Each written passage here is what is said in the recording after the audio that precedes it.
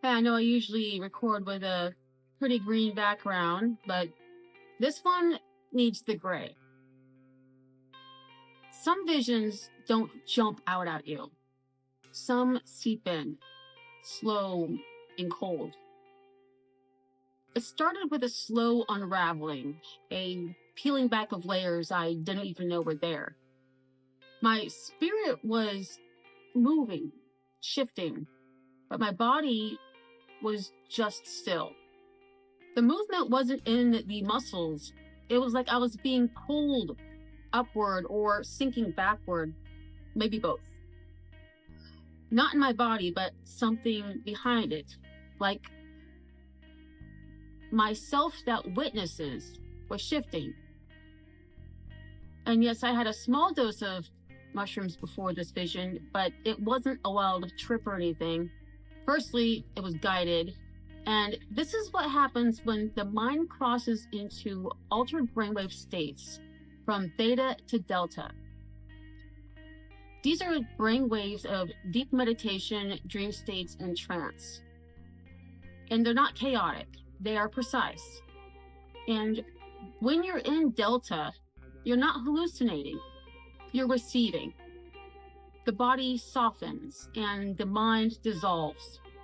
And the consciousness slips between worlds through a state modern scientists barely understand. However, the ancient mystics knew it well.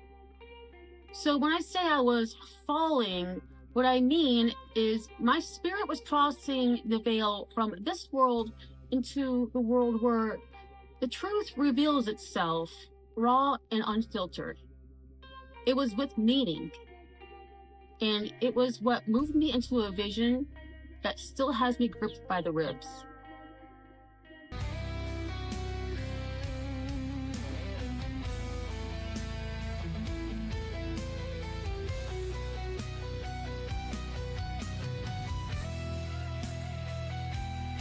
First, I saw the wall.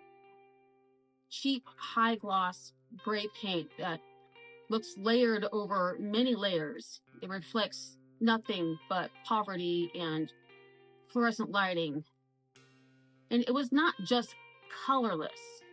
It was sterile and institutional. A color picked out by somebody who just forgot about beauty or just gave up on it. And as soon as it came into view, I felt it, like this weight. I heard a voice, my guide, and they said, "Do not absorb, just witness." And then the room opened up, like 12 feet by 12 feet wide, twin bed, small stove, tiny bathroom. Everything inside was coated with that cheap gray paint, like someone had tried to even erase the idea of color. And in the center of the room sat a man.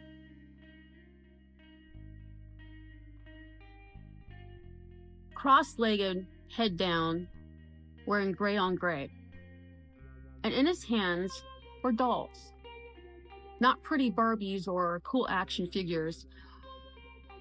Maybe parts of them, twisted and pieced together, like found objects or corpses made of plastic. One had an arm too long and the other one had like no eyes. None of them made sense. But he just sat there, playing. And not with joy, but with surrender. As if those dolls were parts of him. And then it happened. The crack opened. And then the tears. They weren't mine. I was crying the grief of millions, it seemed. It hit me like a dam breaking across 1,000 timelines. I was in it, fully. Feeling the ache of lives, shoved into corners and called living. Rooms like this, all over the world, millions of them, going past me like a flip book. And then zip files of trapped pain, compressed misery, downloads of unspoken despair. The message was instant. This man is not alone. This is the condition of millions. Souls, real, luminous, creative, capable, being crushed under the system that's treating them like spare parts.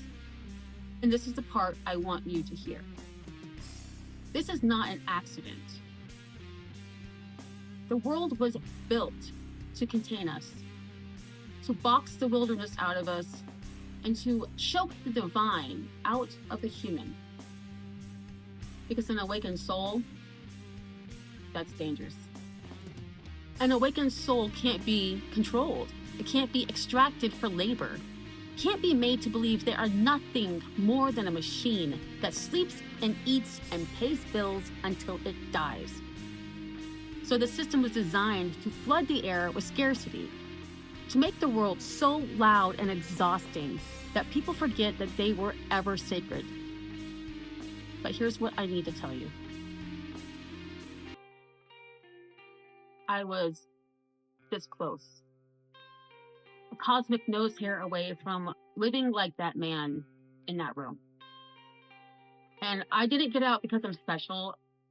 I got out because a guide came to me, a spirit guide, and whispered, "This isn't you." Now, they didn't carry me. They instead showed me where my strength was being buried. And I dug out with bleeding hands. So yeah, I had a little help, but the fire, the will to rise, that was mine. And this is what I ask now. What happens to the ones who don't get that help? What about the millions without guides, without tools, without even the quiet to hear themselves think? How did they awaken? That's what broke me.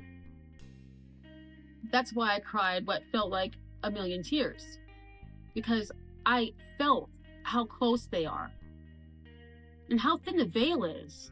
And how deeply the system has convinced them that there is no way out. But I refuse to believe that. And I refuse to look the other way. There is unimaginable potential in every single human soul, even in the grayest room, even in the smallest life.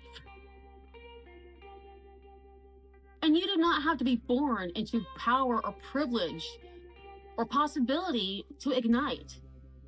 All it takes is a spark, the right voice, right moment, or hell, any moment. A single reminder that you were never meant to be disposable. So this isn't a trip report. This is a message. A dispatch from the deep.